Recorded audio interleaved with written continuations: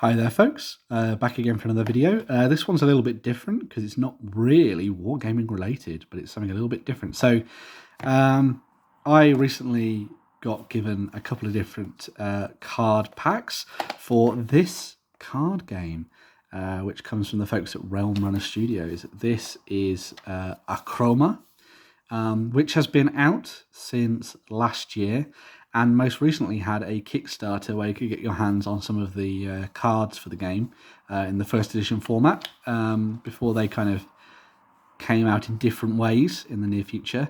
I'll have links down to all of that below and things so you can have a look at it. The Kickstarter is unfortunately over, but they may do pledge manager stuff and all that kind of thing in the future, so keep an eye out for that. But I kind of wanted to just talk through the game of Achroma and why I actually really like it. So the thing that's really nice about the background of Achroma is that there are a series of different realms, and in those realms there are different characters vying for control of it, and that kind of stuff. And so you have, I think it's 5 realms that they've split things over,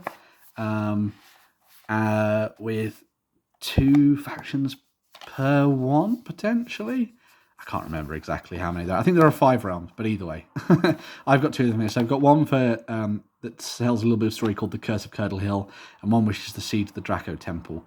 And what you do is that you can play this essentially as a classic card game. So you have you have a deck per side. Oh, I should really have opened one of these before we got started. And you will fight it out to see who is the champion. Now, the interesting thing about Achroma is that it works slightly differently from your classic card gaming experience. In the game, instead of to represent sort of like HP or life, you have what's called shards, and each player in the standard way of playing the game will start with 10 shards, and these shards are used to determine who the victor of the game is. So you can either win the game by getting to 30 shards, or you can reduce a player to 0 shards, in which case you win, right? And there is actually an app, which I can't show you because it's on my phone, which I'm using to film this, which will track all of that, although you could just play the game with tokens if you really wanted to. The other really interesting thing about Achroma, though, is that those shards that are there to represent essentially your essence, your life on the tabletop, are also what you use to play your cards onto the tabletop. So, for example, with this card here, which is Darnacusk, I'm going to say, probably butchered that name, this would cost 6 shards to put into play. Now, obviously that means that if you put that into play at the start of the game, the likelihood is that you might end up losing fairly quickly. And one of the interesting things about Achroma that I really like is that games can actually can be sort of over in 5-10 minutes, which is kind of weird for most card games, but there you go. There's still actually a lot of strategy involved in this one as well. Obviously, the other thing that's really nice about this is that it kind of ties into the idea of colours and themes, and so in some cases you'll have interesting elements where the colour of shards that you have in play represented on the different characters. So it's not exactly colourblind friendly, which is a bit of a disappointment. I'm sure maybe someone can correct me in the comments if there are other things that have been done to help with that. But they can sort of apply to different elements of gameplay and that kind of stuff. So on your turn, what you'll do is you'll have your deck of cards set up, you'll draw a hand at the beginning of the game, and then you will decide on your turn if you want to draw a card or if you want to kind of spend a card for its shards to kind of build you up. So in this case, if it was this card, if you had this card in your hand at the beginning of the game, you could either draw a card if your hand was low, or you could pay this card and get 2 shards, to your life pool on the table. And then you get to play 3 cards, and they could be whichever cards you want. So you've got characters, which are these ones here. So these character cards, they come in 2 different flavors. So you have heroic characters, of which you can only ever have 1 in play at any one time. And then you have sort of standard characters, of which you can have as many as you have in your deck, essentially, on the tabletop at any one moment. You also have actions, which are immediate, and then you have additional cards like these objects of power, which are played onto characters and they kind of give them additional bonuses and that kind of stuff as well, which is always nice. You also have locations, as you can see here, which are played onto the tabletop, and they will give you additional abilities that will tend to keep going over time, although sometimes they'll happen almost immediately. The thing that's quite interesting about a lot of these cards, whenever it says action on them, unless there's a specific kind of trigger for it, at least from the games that I played, you kind of put the card into play, and then you do that action immediately. So you play Donacus into play, and then you draw 3 cards, which is cool. The other thing you will have noticed with these cards, if we sort of look through the anatomy of them, is that you'll have a little bit of fluff, as always, and you'll have this beautiful kind of almost Ghibli-esque artwork. And also, yes, this is the quality of some of the first edition cards, and will be the same for some of the new stuff coming out. It's gorgeous, and the card stock is very thick. As you'll see these symbols up in the top of the cards here. So after you've drawn or spent a card to gain shards, you will then play your 3 cards out onto the tabletop. You'll have adjusted your pool of health effectively to what it stands at, and then you will do a sort of end sequence before you continue. And during this, you'll have a couple of different signals, sort of signatures on the card, which will help you. So, for example, anything that has a plus means at the end of your turn, you'll gain that many shards. So if you had Ignis and Materno in play, at the end of your turn, you would gain +4 shards. So in a game where you're trying to get to 4 to get to 30, that's pretty good, really. But that's why they cost 3 and 4 respectively. You'll also have cards if you're playing a Achroma deck, which are the bad guys, which are shown here. And with the Achroma cards, so these are the bad ones, they're the ones that are absence of colours, you will have these steal icons. So Tenebris, when in play, will steal 3 shards from your opponent and add to your score, which is pretty powerful. And obviously, because shards are what's used to play cards onto the tabletop, it means that if you've got an Achroma deck that isn't being dealt with, and we'll get to how you deal with it later, you can suck a lot of shards off your opponent, and games can be over fairly quickly if you're not careful. You also have these ones which don't have the plus and minus. If it ever shows just a minus, then that means that you just remove it from their shard tally, but it doesn't come to you. But still fairly nasty and deadly. And so you'll see that this is actually kind of two. You tend to see decks made in 2 different ways. You either have Chroma decks, which are these ones, which are kind of all about gaining shards as quickly as possible and building up a reserve and getting to 30. And then you have Achroma decks, which are all about reducing your opponent's sort of life pool, shard pool to 0, so that you can win the game that way.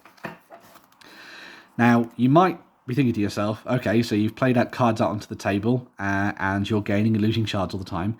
How do you stop someone from gaining, from either reducing your shard count to 0 or gaining so much that they get to 30 really quickly? Well, characters can, after their first turn, they kind of get like a little bit of sort of summoning sickness, I guess you'd call it, if it was a magic term, where you can, you don't have to tap them, but a lot of people would just tap the cards to show that they've been sort of played in for their first turn. But on their second turn, if it's still around, you can use your cards to attack another card. And damage in Achroma is regenerative on different characters. So, for example, if Darnacus attacked the Umbra Igneous here, then I have 6 strength and Umbra Igneous has 4 strength. Okay? This card would attack this card. I have 6, this has 4, so that character is destroyed. Now, if nothing else happened during that turn, and Darnacus wasn't attacked by anything else, or whatever happened, although it couldn't really be unless something was surprised, I guess, then Darnacus would go back up to 6 health. So there's no need to mark anything with tokens, everything. Everything is regenerative, so you'd always go back to what you were at. So if you're going to kill something, you want to try and kill it outright. You can have certain circumstances where, for example, say this was the case, So say the Jade Dragon Pendant had been played on Danakos here. You tend to play the cards like this on the table, so you can see the shard counter there, and also the additional sort of strength of the character. This would make this a 9 strength card, essentially. So say this was attacked by Tenebris. Let's forget that Tenebris would also be destroyed. Say this was, for some reason, 10, right? This would go first and get eliminated, and then there'd be a certain amount of damage done to Danakos here, but that wouldn't be enough to kill him, and so Tenebris would just sort of kind of stick around and all that kind of stuff. So, although obviously in that case, if it was 10 strength, that would obviously have killed Danakos there. But hopefully you get the idea that the objects of power that are played onto the characters kind of soak the damage first and are removed, which is exactly what you kind of really want to do with this one, because it has an ability where when the card is erased, return it to your hand. So you can always get it back into play, which is always cool. So things are kind of split up between the different factions, which are represented by the symbols that you see here. Now, this doesn't mean that you have, you know how I said earlier, you tend to have either Chroma or Achroma cards? Well, the interesting element to the gameplay here is that as long as they're from the same realm, you can build the deck using all the cards available to you. So all of these are from the Dragon realm, because they're all represented by this symbol here, which means that all of these cards could actually be used to build a deck that kind of does a mix of both things. So if you wanted to take the best Chroma and the best Achroma stuff, then you could do, but obviously you want to try and build a deck that does one thing really, really well. So in this case, the Achroma deck from the Siege of Draco Temple is very good at eliminating your opponent's abilities and lowering the amount of shards they have to play things in order to gain the best advantage on the tabletop. This deck is very much focused, at least from this pack that we got, is very good at putting down lots of dragons, building on the fact that you have lots of dragons, and then also protecting them with particular elements for your deck, like I think it's the Materno. Yeah, so this gives protection to anything with shard value of 2 or less, meaning that you have to get rid of Materno before you get rid of anybody else on the tabletop, which is kind of cool. So there are obviously lots of different ways for you to build decks. For example, with these ones, this is very different. So the Curdle Hill one, you have 2 very different style of decks here. One again is very much tied to this one's very much a combo deck in many regards, where it's all about putting down enough characters to kind of give you loads of additional boosts to help you through different situations. I've not played as much with the stuff from this realm, but it's kind of awesome, and I like the storyline that they've put together with the different characters. I mean, this is a fairly good representation of what this deck does by just looking at some of the big hitters in this. So this is getting +2 for every character on your canvas. So, you know, as long as you get enough characters down and you protect them well enough, you should be away with the fairies, to be honest, with this deck, which is kind of cool. And so it's all about playing down enough stuff to kind of make your engine work, really. It's the same with any card game, to be honest. But yeah, going back to the Siege of Draco Temple stuff. So yeah, 2 different styles of decks. This one kind of is very atypical of the kind of decks that you'd be getting to play with. As I said, there are a couple of different game modes that you can dive into with this game. So the standard format for the game is called Canvas, and this was the first one that was created. And in that, it can be played with up to 6 players if you want to, but a lot of the time you'll just be playing with 2. You'll have 30 cards in your deck, and they will be split over 1 legendary card alongside 4 rare cards, and these can be 0 to 1 of any of those. Then you have up to 30 uncommon cards and up to 30 common cards, and they are 0 to 2 of each of those different cards, and they are represented by these. So this is the color, the sort of chromatic signifier of legendary. That gold around the outside of that symbol is rare. That's uncommon, sort of that silver look, or platinum, I guess, maybe. And then you'll have just white borders for your common cards. and each of your cards must either represent, which either be realm, for the realm specifically, or they can be realmless, which is kind of an additional thing they're throwing into the game as well. And in that mode, you'll be attempting to either drain someone to 0 or get up to 30 shards. The interesting thing with that one is that if the nobody who goes first can drain or steal from the other player on that first turn, so it gives you a way to build up your forces and not just immediately lose the game, essentially.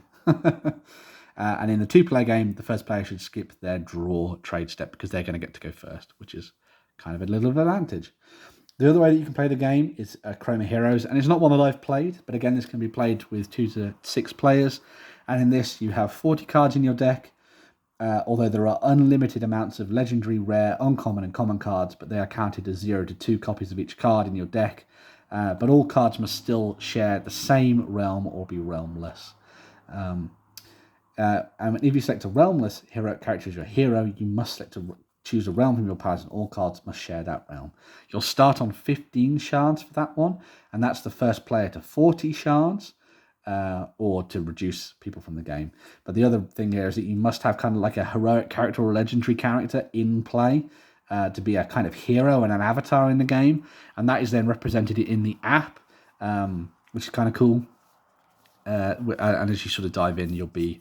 I'm sure they're going to be coming up with lots of other different game modes and things in the future as well, which is kind of awesome. As it stands, there's a fairly interesting card pool for you to dive into that covers a variety of different realms. So there's the Draco Planum, which is this one. There is the Salem Planum, the Spiritor Planum, the Norso Planum, and there is also Realm Runners, which are kind of like your mercenary cards in the game, which is pretty cool. But beyond that, everything else has been designed so it's very quick and easy to play. One of the things that I really like about the game is that it has this focus on planning and also a nice element of mitigation of bad luck. Because you get to draw at the start, well, you get the choice to draw at the start of your turn and at the end of your turn. You can either get a little bonus earlier on in your turn, or spend a card to build up your pool of shards. And at the end of the turn, you can either build up your pool of shards again if you think you're going to get taken out, or you want to do a big play next turn, or you can draw and work out what your plan is going to be for the future turn. And I think that's a really interesting concept that I don't think I've seen in many other card games, because most of the time, drawing a card is an action, but in this, draw is forced at the beginning and at the end, and then there are also other cards that will draw you cards as well. So it's a very interesting one, and because the deck is 30 cards as well, you kind of want to go through it. I mean, you're not going to go through it incredibly fast, but it means that you've got a very tight set of cards for playing out your particular plan. And I think they've done a really good job of making it an interesting sort of play experience, especially if you get these sets where everything's been kind of planned out for you. So you can pick up a pack of cards and just start playing the game. But then the deck building's not so weird and restrictive that you have to, you feel like you have no idea what you're doing. I think it's fairly simple to think about how you'd create a deck by just looking at different synergies and things. And because they're tied to the different realms, I think you've got a good suite of different characters for you to play with and things like that. I know that they've done this Kickstarter where they've been going through the first edition of the cards and producing all sorts of different things for you to dive into. And a lot of the stuff's going to be available in big packs going forward. I actually think one of the nicest ways to play this game is to just get these kind of like starter sets that kind of give you an idea of what to pick up and play with. I mean, the card pool's not extensive currently. I'm just looking at my laptop at the same time to see how many cards we have in each, really. But let me just have a look through. Okay, I mean, there's a fair section of different cards for each of the different spheres of influence, essentially. But it's not so insurmountable that you'd find yourself being utterly overwhelmed by what's available, especially because you're tying things to each of the different realms in particular. Let me just have a look at so there is a card database online, which I will link down below actually, so you can go and have a look at it. And it'll kind of give you an idea of how it all works. But as it stands, I think from what they've done with this is that you can go onto their website currently, and you can buy a series of different products. So you can either dive in and pick up some of these sets as you're seeing here, or you can pick up some collector's edition things where you'll get an additional whole bunch of different sort of bonus things like card pack, mats and tokens and all sorts of different things in the collector's edition, which is kind of quirky, I suppose. But yeah, make sure to go and have a look at this card game because I think it's really good fun. Hopefully I've explained it in an interesting way. The main sort of purpose of this video was to kind of give you an idea of why I thought the game was good fun. I think the artwork is stunning for one, and the presentation and the quality of the cards is just brilliant. These folks were at UK Games Expo last year, and they had a really fun little booth, and it's kind of a shame that I missed out on them until this year, to be honest. Watch out for more things that they're doing in the near future, because I think they've got a good thing going. The game, as I say, is very quick and easy and fun to play. I picked it up after a couple of rounds, essentially. And I think there's some really fun things that they've got on the horizon. As I say, I know they're going to be doing another round of big releases in the near future. They had their Kickstarter recently as well, which was very good.